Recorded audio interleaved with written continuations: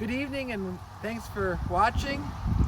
It's been such an exciting week at Little Hills, and I just wanted to share a little bit about this upcoming week at Little Hills and take a moment to go into God's Word. We're going to look at Hosea chapter 6, verse 3 tonight. We read these words, "Oh, that we might know the Lord, let us press on to know Him. He will respond to us as surely as the arrival of dawn or the coming of rains in early spring." When we think about those words, it reminds us on a rainy day like today, as we hear the water dripping even now down the waterfall behind me, that the constancy of those things remind us of the even more certain nature of God's goodness and His love for us. I think we saw some of that this week as we had our virtual prayer walk, and we saw all kinds of people coming together praying to our God and how God worked through that day.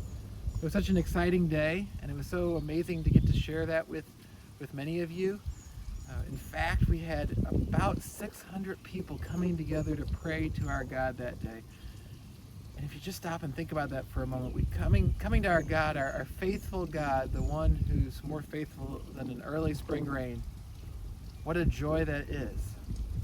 So as we go into this next week, we can continue to celebrate that. We might not have a virtual prayer walk coming up, but every single day, He is with us and He loves us, even on the days that we don't have the rain, and on the days that we do. Unlike the weather, He doesn't change.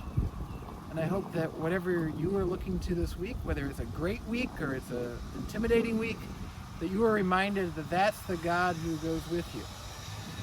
I hope you'll join me on Monday night. We are going to be starting a brand new series, Proverbially Speaking, on Steadfast at 7 p.m., where we're going to look at some of the challenging proverbs we find in the book of Proverbs and thinking about how those tell us about that God who is so constant and there with us. And then we'll have men's Bible study at 7 p.m. on Thursday as well. If there's any way I can be praying for you this week, don't hesitate to let me know.